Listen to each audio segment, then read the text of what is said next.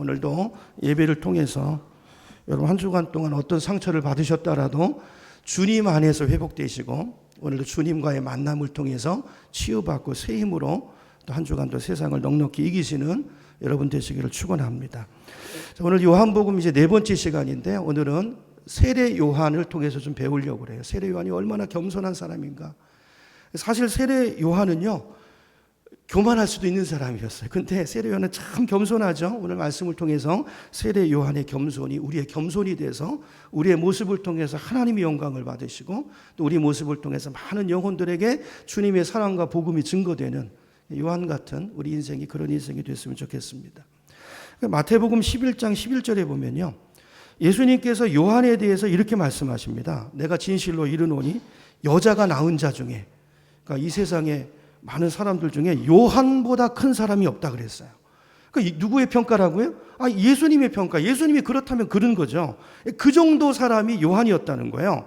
여러분, 이 세상에 수많은 훌륭한 인물들이 많이 생겨나고 죽고 그랬지만 그 많은 인류 중에서도 세례 요한보다 위대한 사람이 없고 세례 요한보다 훌륭한 사람이 없다.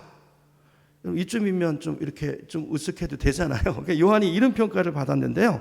요한은 겸손해서 오늘 말씀을 통해서 살펴볼 텐데, 여러분 세례 요한이 누구죠? 세례 요한은 이제 예수님보다 6개월 먼저 태어났잖아요. 근데 요한의 인생을 보면 요한은요 오직 예수님만 증거하다가 인생을 마쳤어요. 헤로당한테 목이 잘려가지고 순교당해서 죽었거든요. 그러니까 어떻게 보면 세례 요한은 일찍 죽었어요. 그러니까 하나님을 위해서 일한 시간도요 어떻게 보면 짧게 일했어요. 짧게. 주의 일도 그렇게 긴 게 아니고요, 길게 일한 게 아니고 아주 짧은 생애를 마쳤어요. 그럼에도 불구하고 주님을 위해서 일한 시간도 얼마 되지 않는데, 그런데도 불구하고 예수님은 세례 요한에 대해서 뭐라고 평가하냐면요, 여자가 낳은 자 중에 요한보다 큰 자가 없다 그랬어요. 여러분, 예수님이 왜 이렇게 말씀하셨을까요? 왜 이렇게 말씀하셨을까요? 다 오랫동안 열심히 순교한 선지자들도 많고 훌륭한 사람들도 많은데 왜 세례 요한을 이렇게 평가했을까요?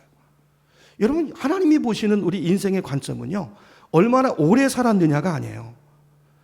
주님의 일도요 얼마나 내가 오래 그 일을 했느냐가 아니에요. 얼마나 몇 년 동안 내가 목사 자리에 있었느냐, 그게 중요한 게 아니고 하나님이 볼 때 중요한 것은 얼마나 그 시간 동안 주님 뜻을 위해 살았냐는 거예요. 얼마나 그 직분을 가지고 그 은사를 가지고 하나님의 영광을 나타냈고 얼마나 하나님을 기쁘시게 했고 얼마나 많은 영혼들을 주님 앞에 인도하는 그런 인생을 살았느냐, 이게 주님 보실 때는 중요한 거예요. 길이가 아니고 내용인 것입니다. 그렇죠? 세례 요한의 인생은 짧았어요. 자, 그런데 중요한 것은 평생 그 인생을 들여다보면 요한의 인생 속에 허물을 찾기가 어려워요. 허물. 왜냐하면 요한은 자기를 위한 삶을 살지 않았거든요. 자기 욕심을 따라 살지 않고 오직 누구를 위해서? 주님만을 위해서. 왜냐하면 이게 요한은요 자기 사명이 뭔지 알았어요. 내가 이 땅에 왜 존재하는지, 그죠? 내가 무엇을 위해서 살아야 되는지 그 사명을 명확하게 알았기 때문에 짧은 인생이었지만 요한은 자신이 그 사명에 대해서 충성하는 인생을 살았다는 것입니다. 그게 하나님께 영광이 됐고 주님을 기쁘시게 한 줄로 믿습니다. 요한복음 8장 29절에 보면 예수님이 이렇게 말씀하세요. 나를 보내신 이가 나와 함께 하시도다 그랬어요. 지난주에도 봤죠. 나를 보내신 이가 누굽니까? 예수님을 누가 보내셨어요? 이 땅에? 하늘 아버지, 성부 하나님이 보내셨잖아요. 근데 그 하나님이 나와 어떻게 하신다고요? 함께 하시도다. 함께 하시도다. 근데 이유가 있어요. 그 다음에 이렇게 말합니다. 왜 하나님이 함께 하시냐면 나는 항상 그분이 기뻐하는 일을 행함으로 하나님이 나를 혼자 두지 아니하셨다 그랬어요. 여러분, 저와 여러분의 인생이 이렇게 되기를 축원합니다. 예수님은요, 예수님도 짧게 사셨잖아요. 그죠? 예수님도 33년 남짓한 인생을 사셨는데, 근데 예수님의 생애를 보세요. 예수님께서 항상 이제 요한복음을 통해서 보게 될 텐데 예수님 이 말씀 굉장히 자주 하세요. 나는 언제나 항상 잘 때나, 그죠? 뭐 할 때나 항상 하나님이 기뻐하시는 일을 행하면서 살았다는 거예요. 그렇기 때문에 하나님께서, 왜냐하면 하나님이 예수님을 보내신 목적이 있잖아요. 그걸 기억하고 그 하나님이 나를 이것 때문에 보내셨지, 늘 그거를 잊어버리지 않고 그 일을 하기 위해서 모든 것이 거기에 집중되는 인생을 살았으니까 그게 얼마나 하나님이 기뻐하는 인생이에요? 우리도 자식 키울 때 그렇잖아요. 그렇죠? 부모 말을 아무렇게나 여기는 아이가 아니고, 그죠? 심부름 보낼 때 너 이거 가서 이거 꼭 이거 하고 와야 돼. 그죠? 그 일에 충성하는 인생. 예수님도 그렇고요. 세례 요한도 그렇고 그렇게 살았다는 거예요. 자, 그러면 예수님께서 여기서 말씀하시는 하나님이 기뻐하시는 일이 뭘까요? 아까 고백할 때 예수님께서 나를 보내신 이의 뜻이라고 그랬잖아요. 그 보내신 이의 뜻이 뭡니까? 그게 이제 요한복음 6장 39절에 나와 있어요. 여러분 성경으로 한번 뒤로 조금 가면 있으니까 요한복음 6장 39절로 가서 한번 6장입니다. 6장 39절 보면 자, 하나님이 기뻐하시는 일, 하나님이 예수님을 보내신 그 뜻이 뭔가를 분명히 말씀하고 있죠. 같이 읽어봅니다. 시작. 나를 보내신 이의 뜻은 내게 주신 자 중에 내가 하나도 잃어버리지 아니하고 마지막 날에 다시 살리는 이것이니라 그랬어요. 그러니까 하나님께서 예수님에게 맡겨주신 백성 구원하기 위한, 그죠? 하나님의 택하신 자녀, 그 사람을 한 사람도 잃어버리지 않고 다 구원하는 것, 이게 하나님이 보내신 뜻인데, 기뻐하시는 뜻인데, 예수님께서는 일평생 동안 짧은 인생이지만 오직 그 일을 위해서 전심전력하는 삶을 살다 가셨다는 거예요. 잠시도 자기 자신을 위해서 살지 않고 이 보내신 뜻, 이걸 바꿔서 말하면 내 인생의 사명, 이거를 충성하는 인생을 살다가 예수님도 그렇게 사셨고 세례 요한도 그렇게 살다 갔다는 거예요. 여러분, 그래서 요한의 인생이 귀한 것입니다. 예수님이 보실 때 그래서 요한을 귀하다고 말씀하시는 거예요. 자, 그런데 요한만이 아니고 이사야 43장에 보면요, 저와 여러분처럼 하나님께서 택하시고 구원해 주시고 지명해서 부르신 사람들은 요한만 사명이 있는 게 아니고 어떤 특정한 사람만이 아니고 우리 모두가 다 구원받은 사람은 사명이 있다는 것을 성경을 통해서 말씀하고 있어요. 이사야 43장 7절을 보면 이렇게 말합니다. 우리는 하나님의 영광을 위해서 창조됐다고 말하고 있어요. 10절에 보면요, 우리는 하나님의 증인이고 하나님의 종으로 택함을 받았다 그랬고요. 자, 21절에 보면 하나님께서 우리를 지으신 목적을 말하고 있는데 목적이 뭐라고 말합니까? 이 백성은 내가 나를 위하여 지었나니 나를 어떻게 하게 하려 함이라? 찬송하게 하려 함이라. 그러니까 하나님께서 우리를 위한 모든 것들의 목적이 우리 찬송을 받으시고 그것을 통해서 영광 받으시기 위함이라고 분명히 말씀하고 있어요. 이걸 정확하게 알았던 사도 바울은 고린도전서 10장 31절에서 이렇게 말합니다. 그런즉 너희가 먹든지 마시든지 그다음 뭐죠? 무엇을 하든지 다 하나님의 영광을 위하여 하라. 왜 이렇게 살아야 되죠? 아니, 우리가 지어진 목적이 그거니까. 그렇죠? 하나님의 영광을 위해서 우리를 지었기 때문에. 그렇죠? 그것이 우리 인생의 사명이기 때문에 그렇게 사는 것이 가장 잘 사는 것이고, 그럴 때 하나님이 가장 기뻐하시고, 그런 사람에게 하나님이 어떻게 하신다? 함께 하신다는 거예요. 동행하시고 그 사람에게 하나님의 영광을 드러내신다는 거예요. 여러분, 그러므로 여러분, 저와 여러분처럼 예수님을 믿고 구원받은 사람들은요, 여러분 아무렇게나 살면 안 돼요. 그죠? 밤낮 그냥 무엇을 먹을까, 무엇을 마실까, 먹고 사는 것을 위해서 아둥바둥하면서 그렇게 살다가 죽으면 이건 진짜 너무나 안타깝고 허무한 인생인 것입니다. 왜냐하면 하나님께서 저와 여러분을 지으실 때 그렇게 지으신 게 아니에요. 그냥 아무렇게나 지으신 것이 아니고 분명한 목적을 가지고, 쓰임새를 가지고, 계획을 가지고 우리를 지으셨다고 말씀하고 있어요. 그리고 우리를 택하시고 불러주시고 구원하신 것도 분명한 목적을 가지고 우리를 구원해 주셨다는 것입니다. 아멘이십니까? 우리 인생에 목적이 있어요. 하나님은요, 나를 통해서 영광 받기를 원하세요. 그렇죠? 우리가 주님의 영광이 되기를 원하세요. 그런 존재로 우리를 구원하시고 만드시고 이렇게 세워놓으셨다는 것입니다. 그러므로 이걸 우리가 안다면 우리가 이제 무엇을 하든지 하나님의 영광을 위해서 살아야 돼요. 여러분, 영광입니다, 영광. 여러분, 이게요, 하나님의 영광이라는 게 뭐죠? 영광의 의미가 하나님의 영광을 위해서 우리를 혹사시키겠다는 것입니까? 그런 의미가 아니죠. 하나님의 영광을 반영하는 그런 존재로 우리를 복된 존재로, 축복한 그런 복의 존재로 우리를 세우시겠다는 거죠. 여러분, 우리가 살아갈 때 항상 이걸 기억하고 살아야 돼요. 그렇죠? 하나님의 영광을 위하는 게 뭘까? 내가 어떻게 하나님의 영광을 받으실까? 여러분, 자, 이제 바울은 자, 우리가 그렇게 살려면 구체적으로 어떻게 살아야 되는가? 그걸 이제 고린도전서 10장에서 말씀하고 있는데요. 고린도전서 10장 32절, 33절 두 절 말씀 보겠습니다. 제가 읽어볼게요. 유대인에게나 헬라인에게나 하나님의 교회나 어떤 사람이 되지 말라고요? 거치는 자가 되지 말라 그랬어요. 이게 유대인이라고 하는 거는요, 우리식으로 말하면 뭐 친인척 같은 거예요. 가장 가까운 우리 친인척과의 관계 속에서 헬라인은 나와 직접적인 상관이 없는 어떤 이방인들, 또 하나님의 교회 안에서도 마찬가지고요. 자, 이런 모든 사람들과의 관계 속에서 어떤 사람이 되지 말라? 거치는 자가 되지 말라. 거치는 자가 된다는 건 뭡니까? 다른 사람을 넘어지게 하고 실족하게 하고 마음에 상처를 주게, 그래서 하나님에게로 멀어지게 하고, 이렇게 살면 안 된다는 거예요. 그렇게 하지 말고 어떻게 하라고요? 나와 같이 모든 일에 모든 사람을 어떻게 하라고요? 기쁘게 하여 자신의 유익을 구하지 않고 누구 유익을 구해요? 그 사람, 상대방의 그들의 유익을 구하여 이렇게 살아야 되는 이유가 뭡니까? 목적이 뭐죠? 그들로 구원을 받게 하려 합니다.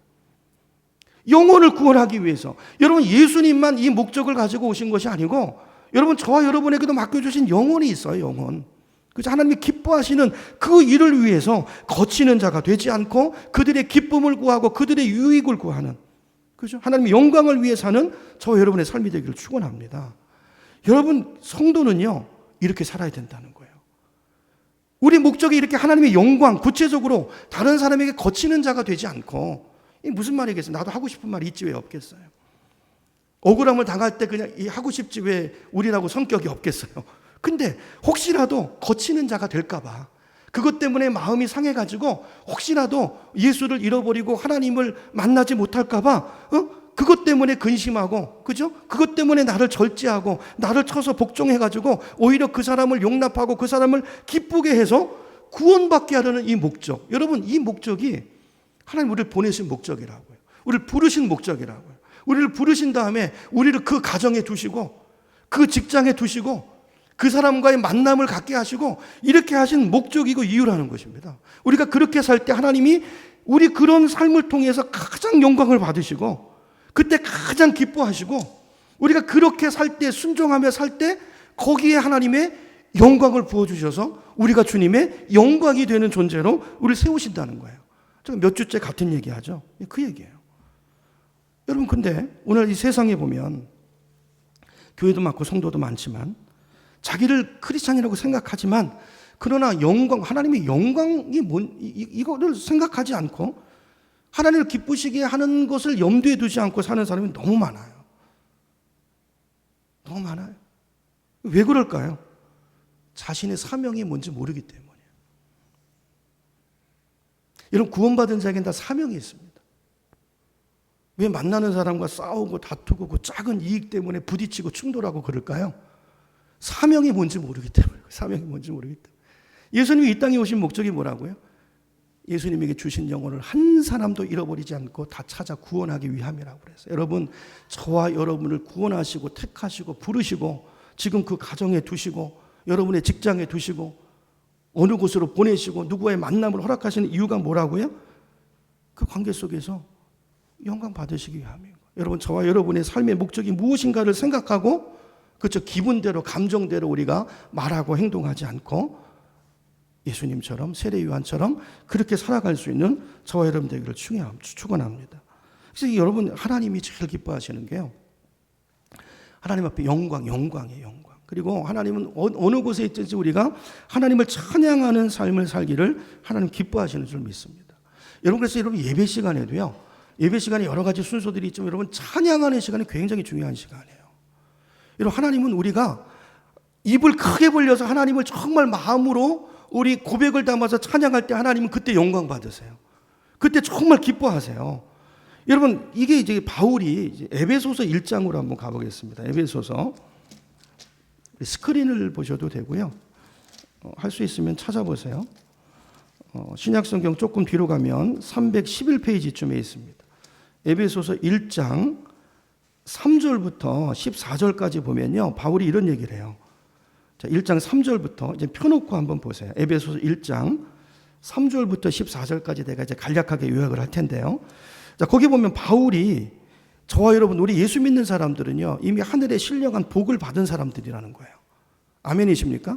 여러분, 우리가 복을 받았어요. 근데 우리가 받은 복 중에서 첫 번째 복이 뭐냐면요, 하나님께서 창세전에 우리를 택해 주셨다는 거예요. 아멘이시죠? 근데 그렇게 하신 목적이 뭔가? 그 목적이 6절에 나옵니다. 에베소서 1장 6절에 보세요. 그럼 이는 뭐죠? 4절에 있는 창세전에 그리스도 안에 우리를 택하신 이유는 그 말이죠. 5절 그 기쁘신 뜻대로 우리를 미리 예정하신 자녀 삼으신 이유는 이는 6절 우리 읽어보겠습니다. 시작. 그가 사랑하시는 자 안에서 우리에게 거저 주시는 바 그의 은혜의 영광을 어떻게 하려는 것이라? 찬송하려는 것이라. 아멘이십니까? 이게 우리를 만세전에 택하신 목적이라는 거예요. 하나님은요, 우리가 그걸 알고 내가 받은 이 구원, 내가 누리고 있는 이 은혜가 얼마나 크고 놀라운 은혜인가를 알고 그걸 우리의 입술로 찬양하고 하나님을 높이는 것을 너무 기뻐하신다는, 그때 영광을 받으신다는 거예요. 그때 하늘 문을 여시고 또 우리에게 예비하신 복을 주시는 거예요. 여러분, 이게 예배입니다. 우리가 받은 은혜를 하나님 앞에 올려드리고 또 그 시간에 하나님의 또 은혜가 임하고, 그러니까 하나님을 기쁘시게 하는 자와 내가 항상 함께 한다고 그랬잖아요. 그러니까 항상 함께하는 임재의 복을 누리고, 그 임재가, 하나님의 임재가 오면요, 그 시간에 치유가 일어나고 회복이 일어나는 거예요. 여러분 속에 있는 근심이 물러가고 어둠의 세력이 떠나가는 거예요. 하나님의 임재가 오면 그 하늘 문을 여는 하나님의 임재를 임하게 하는 그 문이 감사하고 찬송인 줄로 믿으시기 바랍니다. 찬송이 중요한 거예요. 여러분, 하나님은 여러분 음치라고 생각하지 마시고, 그게 음정이 중요한 게 아니에요. 여러분 입을 열어서 그렇게 찬양하시기 바랍니다. 내 마음의 고백을 담아서, 찬송은요 곡보다도 더 중요한 게 가사예요. 그 가사에 내 고백과 신앙의 고백을 담아서 올려드리는 거예요. 자, 또 여기 에베소서 1장에 보면 하나님께서 그 다음에 독생자 예수님을 이 땅에 보내셔서 당신의 아들을 십자가에 죽게 하시고 그걸 통해서 우리를 구원하신 목적이 뭔가, 그 목적을 12절에 설명해요. 12절로 가보세요. 12절에도 또 이는 그러죠. 이는, 그 이유가 뭐라는 거예요? 이는 읽어봅니다. 시작. 우리가 그리스도 안에서 전부터 바라던 그의 영광의 찬송이 되게 하려 합니다. 한 걸음 더 나가요. 이제 우리가 찬송하는 정도가 아니라 내 인생 자체가 하나님의 찬송, 하나님의 영광이 되도록 하기 위해서라는 거예요. 그래서 우리를 구속하시고 자녀 삼으시고 성령을 보내시고 인치시고 우리 인생을 주님 은혜 가운데 인도해 가신다는 거예요. 이유가 뭐라고요? 우리 인생이 하나님의 영광의 찬송이 되게 하려 합니다. 여러분 보면요, 전부 찬송이에요. 찬송. 14절도 똑같아요. 14절. 이는 우리 기업의 보증이 되사 그 얻으신 것을 속량하시고 그의 영광을 어떻게 하려? 찬송하려 함이니라. 여러분, 하나님 우리 인생을 향한 모든 목적이, 우리에게 주시는 고난도 마찬가지예요. 복뿐만 아니라 고난마저도 그것을 통해서 연단하셔서 결국 뭐죠? 하나님의 영광을 찬송하는 존재로 우리를 세우시기 위한 목적이라는 거예요. 여러분 이걸 알면, 이걸 믿으면 하나님을 찬송할 수밖에 없죠. 여러분, 그러므로 이제부터 여러분이 항상 하나님을 무슨 일, 어떤 경우에도 하나님을 찬양하고 하나님께 감사하고 이렇게 영광을 돌리며 살아가는 우리 모두가 되기를 축원합니다. 그때 하나님 영광 받으시는 거예요. 그때 너무 기뻐하시는 거예요. 여러분, 그때 우리 인생을 향한 하늘의 문이 열리는 것입니다. 저는 이제 설교를 준비할 때도 저는 이 찬양을 늘 듣고 부르고 설교를 준비를 해요. 왜냐하면 마음이 이제 하나님께 이렇게 집중이 되고 모아져야 되잖아요. 그러니까 여러분, 찬송이 중요해요. 찬송이 우리 마음을 여는 거예요. 하늘 문을 여는 것이고 우리 마음을 하나님께 집중하게 하는 것입니다. 저는 특별히 설교할 때, 설교 준비할 때는 제가 좋아하는 찬송은 이제 십자가에 관계된 찬송을 좋아해요. 예수님의 그 십자가의 구속의 사랑을 충분히 느낄 수 있을 만한 그런 찬송, 가사를 묵상하면서 찬양을 들어요. 어떨 땐 따라 부르기도 하고. 여러분, 제가 꼭 부르지 않아도 집중해서 가사를 묵상하면서 들으면 얼마나 그 시간을 통해서 하늘의 은혜가 임하는지 몰라요. 여러분, 찬송 가운데 살면요, 우선 내 마음이 깨끗해져요. 아멘이십니까? 내 마음이 정결해져요. 여러분, 찬양 가운데 살면 우리 심령에 평강이 임하고요, 주님을 사랑하는 마음이 여러분 찬송하는 가운데 우리 속에 솟아나는 것입니다. 여러분, 그래서 찬송이 중요한 거예요. 여러분, 예배 시간에 찬송이 차지하는 비중이 굉장히 중요합니다. 여러분, 우리 이성상 집사님 굉장히 중요한 분이에요. 여러분, 한 주간 동안 우리 찬양팀, 우리 안은혜 집사님, 이성상 기도해 주세요. 우리 집사님도 제가 얘기를 들어보니까 찬양 준비하는데 여러분, 그거 뭐 대충 해가지고 나오는 거 아니에요. 그거 뭐 고민하고, 어떨 때는 미리 이제 어떤 제가 원하는 찬송을 이야기하지 않지만 어떻게 그렇게 아는지 기가 막히게 쪽집게 같이 설교 본문이랑 딱 맞는 기도하기 때문에 그런 거예요. 하나님께서 이렇게 맞춰주시는 거예요.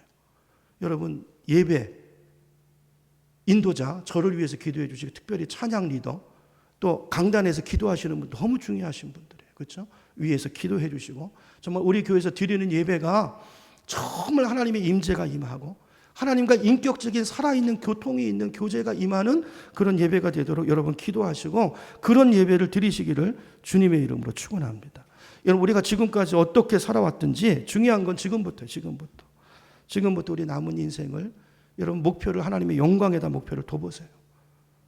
여러분, 하나님의 영광을 위해서 구체적으로 나를 통해서 내가 하나님 앞에 영광 돌릴 일이 뭘까?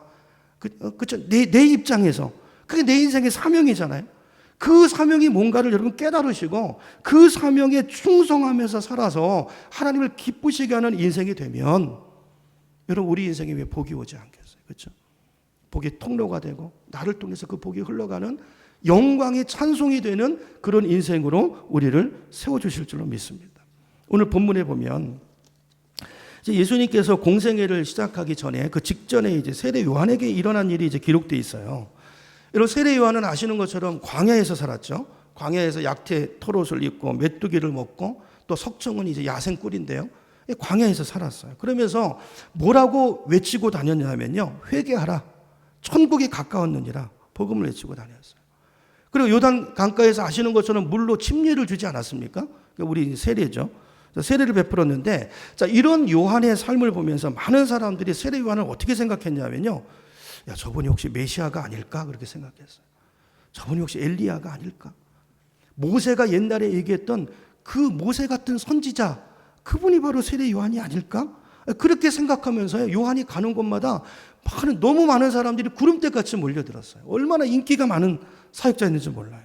자, 그래서 이런 모습을 보면서 당시 이제 유대 나라의 정치와 종교를 장악하고 관리하고 있던 사람들이 사내들인 공회원들이잖아요. 그래서 그 사내들인 공회원들이 대표를 뽑아가지고 세례 요한에게 사람을 보냅니다. 왜냐면 사람들이 막 소문이 막 그래 나니까, 야, 저분이 메시아일지 몰라. 저분이 엘리야인 것 같아. 그러니까 그게 맞는지 아닌지 진상을 이제 알아보기 위해서, 확인하기 위해서 사람들을 보내요. 왜냐하면 그걸 관리해야 될 책임이 자기들에게 있기 때문이죠. 그래서 이제 보면 그게 이제 19절입니다. 다시 오늘 본문으로 가서요. 요한복음 1장 19절로 가보세요. 19절부터 제가 읽어볼게요. 눈으로 보세요. 유대인들이 예루살렘에서 제사장들과 레위인들을 요한에게 보내요. 내가 누구냐? 너가 누구냐?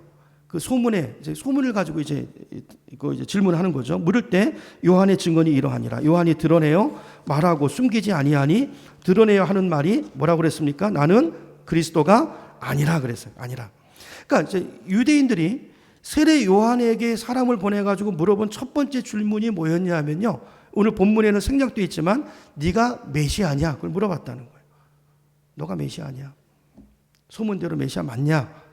왜냐하면 사람들이 그렇게 생각하면서 따라다녔던 것이죠. 자, 그래서 그걸 확인하는 거죠. 그때 세례 요한이 뭐라고 말했다고요? 분명히 아니라고 명확하게 말했죠.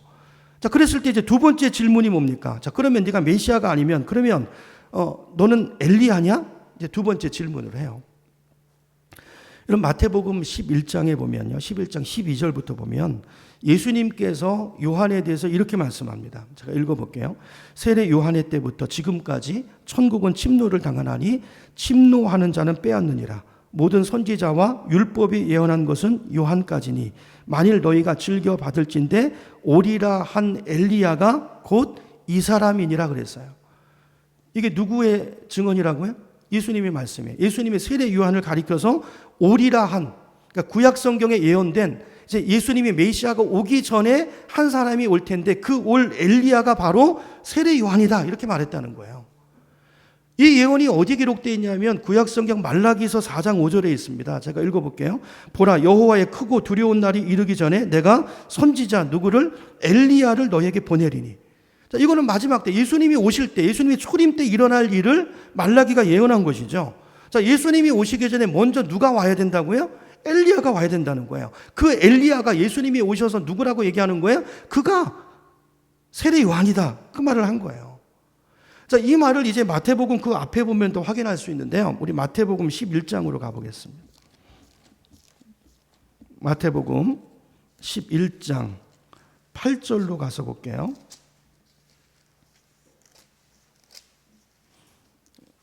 자, 11장 8절부터 이제 제가 10절까지 볼 텐데요. 거기 보면 이제 예수님께서 세례 요한에 대해서 세례 요한이 누군가에 대해서 말씀하시는 장면이 나와요. 제가 읽어봅니다. 여러분 눈으로 보세요. 자, 그러면 너희가 어찌하여 나갔더냐? 선지자를 보기 위함이었더냐? 옳다. 내가 너희에게 이르노니 선지자보다 더 나은 자니라. 누가요? 세례 요한이 그렇다는 거예요. 기록된 바 보라, 내가 내 사자를 내 앞에 보내노니 그가 내 길을 내 앞에 준비하리라 하신 것이 이 구약의 예언의 말씀이 누구에게 대한 말씀이라고요? 이 사람 누구죠? 요한, 세례 요한에 대한 말씀이라. 예수님 분명히 말씀하시죠. 그렇죠? 자, 그런데 세례 요한은 자기는 그것도 아니라고 이야기해요. 그렇죠? 좀 이따 보고요. 자, 그리고 세 번째 질문은 자기는 메시아도 아니고 엘리야도 아니야라고 하니까 이제 그 다음에 세 번째 뭐라고 물어봅니까? 그러면 네가 그 선지자냐 그랬어요. 그 선지자냐. 그죠? 여기 말하는 그 선지자는 모세가 예언한 그 말씀에서 따온 거죠. 모세가 말했던 그 선지자가 그럼 너냐 그거죠. 여러분 신명기 18장 15절에 보면 모세가 한 말이 기록이 되어 있습니다. 신명기 18장 15절 제가 읽습니다. 내 하나님 여호와께서 너희 가운데 내 형제 중에서 너희를 위하여 어떤 선지자요? 나와 같은 선지자 하나를 일으키리니 너희는 그의 말을 들을지니라 그랬어요. 여러분 사실 아까 이제 예수님의 말씀 중에도 나왔지만 여러분 세례 요한은 지금까지 있었던 그 어떤 선지자보다도 더 뛰어난 선지자죠. 이유가 뭡니까? 몇 가지 이유가 있는데요. 첫째, 세례 요한은요 하나님의 아들이신 다 다른 선지자들은 뭐예요? 예수님을 보지 못하고 오실 메시아에 대해서 증언한 사람들이잖아요. 근데 세례 요한은 하나님의 아들이신 그 예언된 메시아가 이 땅에 오신 메시아를 직접 눈으로 보고 보라 하나님이 어린 양이로다. 예수님을 직접 보고 그 예수님을 증거했던 선지자가 세례 요한이에요. 그렇죠? 두 번째로 세례 요한은요 예수님에게 세례를 베푼 사람이에요. 그렇죠? 예수님도 세례 요한에게 세례를 받으셨습니다. 물세례 받으셨어요. 세 번째는요 아까 말씀드린 것처럼 예수님의 증언 때문이에요. 예수님 뭐라고 말씀하셨습니까? 여자가 낳은 자 중에 세례 요한보다 큰 자가 없다 그랬어요. 여러분 이런 것들을 우리가 생각해 볼 때 세례 요한은 보통 선지자가 아니죠. 선지자 중에 선지자고 선지자들 중에서도 가장 탁월한 선지자라고 말할 수 있어요. 자, 그럼에도 불구하고 세례 요한은 그 질문에 대해서 뭐라고 말합니까? 나는 메시아는 당연히 아니고 엘리야도 아니고 모세가 말했던 그 선지자도 나는 그런 존재가 못 된다라고 말하고 있어요. 그렇죠? 자, 이 대답을 듣고 그 사람들이 다시 질문하죠. 22절로 갑니다. 다시 요한복음 1장으로 가서 22절에 보면 다시 질문해요. 또 말하되 자 그러면 누구냐? 도대체 메시아도 아니고 엘리야도 아니고 모세가 말한 그 선지자도 아니면 우리를 보낸 사람한테 우리가 누구라고 보고해야 되겠냐? 너는 너에 대해서 누구라고 말하는지 한번 설명해 봐라. 그랬더니 23절에 뭐라고 말합니까? 이르되 나는 선지자 이사야의 말과 같이 주의 길을 곧게 하라고 광야에서 외치는 자의 뭐라고요? 소리다 그랬어요. 소리다. 이게 무슨 말이냐면요. 여러분 옛날에 임금이 행차를 하게 되면 임금이 가기 전에 먼저 누가 갑니까? 외치는 자가 가잖아요. 가서 대왕마만 합시오. 그러면 어떻게 합니까? 백성들이 길을 쫙 열죠. 그리고 그 앞에서 두 줄로 엎드려 가지고 그렇게 절하지 않습니까? 자기는 그런 존재라는 거예요. 자기는 그런 인격체도 못 되고 다만 그런 외치는 자의 하나님의 아들이신 메시아가 이 땅에 오기 전에 이제 예수님이 오십니다. 저분이 예수님이십니다. 저분이 구원자이십니다. 라고 외치는 자의 소리에 불과한 사람이다. 이게 세례 요한이 자기를 설명하는 설명의 내용이었어요. 여러분 이 이야기를 듣고 사람들이 다시 이렇게 질문합니다. 25절로 가보세요. 25절에 가면 또 물어 이르되 내가 만일 그리스도도 아니요 엘리야도 아니요 그 선지자도 아니라면 어찌하여 세례를 베푸느냐? 너가 아무것도 아닌데 네가 무슨 권위로 도대체 무슨 자격으로 세례를 베푸냐 그 말이죠. 자, 그랬더니 요셉이 뭐라고 대답합니까? 나는 물로 세례를 베풀거니와 너희 가운데 너희가 알지 못하는 한 사람이 섰으니 이분은 누구예요? 예수 그리스도죠. 메시아이신 예수 그리스도 섰으니 곧 내 뒤에 오시는 그이라. 나는 그의 신발끈을 풀기도 감당하지 못하겠노라 그랬어요. 여기 신발끈을 풀기도 감당하지 못한다는 말이 나오는데 이거는 노예를 가리키는 거예요. 여러분 그 당시에는요 노예들이요 여러 종류의 노예들이 있어요. 자기 노예도요 자기 능력에 따라서 자기가 받은 재주에 따라서 하는 일이 다 달랐습니다. 농사 짓는 재주가 있는 노예는요 뭐 포도원을 관리한다든지 아니면 농사를 짓는 그런 일을 했고요. 뭘 만드는 재주가 있는 노예는요, 그런 일에 배치돼서 그 일을 감당했고요. 또 학식이 있고 지식이 뛰어난 노예들은요, 또 주인의 자녀들을 가리키는 그런 노예들도 있었어요. 근데 그 중에 보면요, 이도 저도 시킬 일이 없는, 이건 보면 재주도 없고 지능도 없고 글도 모르고 이런 노예들이 있다는 거죠. 뭘 시킬 만한 일이 딱히 없는, 그런 노예들에게 시키는 일이 뭐였냐면요, 간단한 일이죠. 주인 신발끈을 풀고 매는 일이에요. 주인이 집에 있다가 어디 외출하려고 이제 신발을 신으려고 그러면 얼른 그거 보고 뛰어가가지고 신발끈을 매드리고, 또 주인이 외출했다가 이제 집에 들어가서 신발을 벗으려고 그러면 얼른 뛰어가가지고 주인 신발끈을 풀어주는 그 노예. 자기는 그런데 이 노예는 뭐예요? 여러 노예들 중에서도 가장 어떻게 보면 직급이 낮고 가장 천한 노예라고 말할 수 있는 노예인데, 세례 요한이 자기를 어떻게 평가하는 것입니까? 나는 그 노예만도 못한 사람이다, 그 말이에요. 나는 감히 그 예수님, 나의 주인 되신 예수님의 신발끈을 풀 만한 자격도 없는 그런 어떤 존재도 못 되는 그런 아주 더 비천한 존재에 불과하다. 나는 소리다. 단순히 외치는 소리다. 이렇게 자신을 낮추고 있는 세례 요한의 모습을 보게 됩니다. 여러분, 여기서 우리는 세례 요한의 겸손을 보게 되죠. 세례 요한의 겸손. 이런 세례 요한이 얼마나 겸손합니까? 여러분, 사람들은 누구나 칭찬을 듣고 존경을 받으면요, 우쭐해지기 쉬워요. 그죠? 자기 분수를 알지 못하고 착각에 빠지기 쉽습니다. 지금까지 제가 쭉 설명을 드렸는데요, 당시 사람들이 얼마나 세례 요한을 존경했는지 몰라요. 야, 저분은 정말 메시아일 수도 있어. 저분은 선지자 중에 선지자야. 엘리야일지 몰라. 그죠? 모세가 말했던 그 선지자일지도 몰라. 자, 이렇게 사람들이 세례 요한을 떠받들고 그 앞에 와서 세례를 받고 그 앞에 사람들이 구름대같이 모여들었는데, 여러분, 이쯤 되면 사람이 교만해지기 쉽지 않습니까? 근데 세례 요한은 그러지 않았다는 거예요. 오히려 세례 요한은 나는 그런 존재가 못 되고 나는 다만 광야에 외치는 자의 소리일 뿐입니다. 그리고 나는 내 뒤에 오실 그 메시아 되신 예수 그리스도, 그분의 신발끈을 풀 만한 자격도 없는 존재입니다. 요한은 이렇게 자기를 철저하게 낮추고 오직 주님만 높이는, 주님의 영광만 구하는 그런 인생을 살다가 주님 앞에 갔다는 거예요. 여러분, 저는 저와 여러분의 인생이 세례 요한과 같은 인생이 되기를 간절히 소망합니다. 여러분, 어떤 분이 영국을 방문했대요. 한참 영국이 막 부흥하고 그럴 때. 그래서 그 교회들을 좀 돌아보고 그럴 마음으로 이제 영국에 갔다가 이제 주일날이 돼서 예배를 드리러 교회 갔습니다. 주일 낮 예배 때 어느 교회를 갔냐면요, 그 지역에서 가장 예배가 은혜가 되고 설교를 잘하기로 소문난 목사님이 목회하는 교회 가서 예배를 드렸어요. 거기 가서 이 은혜를 받고 그분이 그 예배당을 나오면서 이렇게 말했대요. 이야, 오늘 예배 드려보니까 아목의 목사님 진짜 훌륭하다 말이죠. 진짜 말씀이 탁월하다. 진짜 설교 잘한다. 이렇게 감탄하고 나왔다는 거예요. 저녁 시간이 됐습니다. 이제 저녁 예배 때는 어디 가서 예배 드릴까 생각하다가, 당시 찰스 스펄전 목사님 아시나요? 설교의 황태자라고 불려지는 이 스펄전 목사님이 목회하는 교회가 근방에 있다는 소문을 듣고 그 교회 예배 드리기 위해서 갔어요. 예배 드리고 은혜 받았습니다. 그리고 나오면서 이분이 이렇게 말했어요. 이야, 정말 예수님은 놀라운 하나님이시다. 그분이 정말 만왕의 왕이시고 내 인생의 구원자시다. 그러면서 하나님 앞에 영광을 돌렸다는 거예요. 여러분, 차이가 뭘까요? 두 분 다 훌륭한 목회자예요. 두 분 다 이름이 알려진 목회자입니다. 근데 주일 낮에 갔던 교회 목사님은 설교를 통해서 자기가 드러났어요.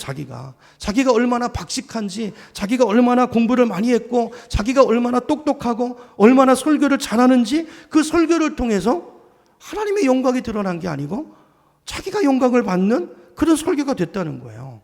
그래서 그 설교를 듣고 나온 분의 고백이 뭐였어요? 설교를 예배를 드리고 나서 모든 시선이 그 목사님에게 집중되고 그 느낌을 갖고 나온 거예요. 야, 그 목사님 진짜 훌륭하시더라 말이죠. 정말 저분은 탁월한 목회자다. 이렇게 하고 오히려 그분이 영광을 받는 그런 일이 일어났다는 거예요. 그런데 스펄전 목사님의 설교는 어땠습니까? 스펄전 목사님의 설교는요, 자기가 드러난 게 아니고 오직 복음, 예수님만 높여지고 예수님의 이름만 증거됐다는 거예요. 설교를 들은 사람들이 예배를 드리면서 설교자가 보여진 게 아니라 그 설교자가 가리키는 그 예수님에 대해서 주목했고, 그분의 복음의 말씀으로 은혜를 받고 예수님으로 말씀으로 충만해져서 나왔다는 거예요. 그들에게 남은 것은 무엇이었습니까? 스펄전이라는 사람이 아니고 그분이 말했던 예화도 아니고 오직 예수 그리스도, 그분의 영광으로 그 심령이 가득 차서 나왔다라는 거예요. 여러분, 얼마나 우리에게 교훈이 되는 예화인지 몰라요. 여러분, 저와 여러분의 인생이 그 주일날 예배 목사님과 같은 인생을 살 수도 있고 스펄전 목사님과 같은 인생을 살 수도 있어요. 여러분, 우리가 간증할 때도 마찬가지입니다. 간증이라고 다 간증이 아니고요. 어떤 분은 간증 들어보면요, 결국 들어보면 자기가 잘난 거예요. 자기가 똑똑하고 자기가 지혜가 있고 자기가 기도를 많이 하고 자기가 뭘 어떻게 열심히 하고 그래가지고 하나님이 복을 주실 수밖에 없는 자기, 복 받을 수밖에 없는 자기를 이야기하고 내려가는 이런 뒷맛이 씁쓸한 간증을 여러분 우리가 들을 때가 얼마나 많이 있습니까? 잘못된 간증이죠. 간증의 목적은 그런 것이 아니에요. 간증의 목적은 그 간증을 통해서 내가 얼마나 부족하고 내가 얼마나 천하고 하나님의 은혜를 받을 만한 자격이 없는 죄인이지만 하나님 나를 어떻게 얼마나 사랑하셨는지, 그렇죠? 그분의 은혜로 내가 이렇게 놀라운 은혜를 누리고 있다는, 여러분 우리의 모든 말과 간증과 삶을 통해서 하나님의 영광이 드러나는 그런 인생이 되어야 될 줄로 믿습니다. 여러분, 그게 세례 요한의 삶이었다는 거예요. 여러분, 세례 요한은 너는 너를 누구라 하느냐 물어봤을 때 나는 메시아는 더더군다나 아니고 엘리야도 아니고 나는 다만 주님의 길을 곧게 하려고 광야에서 외치는 자의 소리일 뿐이다 그랬어요. 나는 그분의 신발끈을 풀기도 감당할 만한 그런 존재도 못 된다고 그랬어요.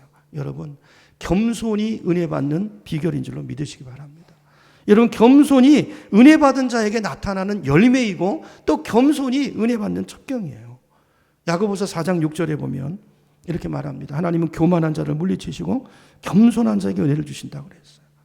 여러분, 예배를 드릴 때도 그렇고요, 설교를 들을 때도 그렇고요, 우리가 교만한 마음을 가지고 높아진 마음을 가지고 들으면요, 말씀이 들어오지 않아요.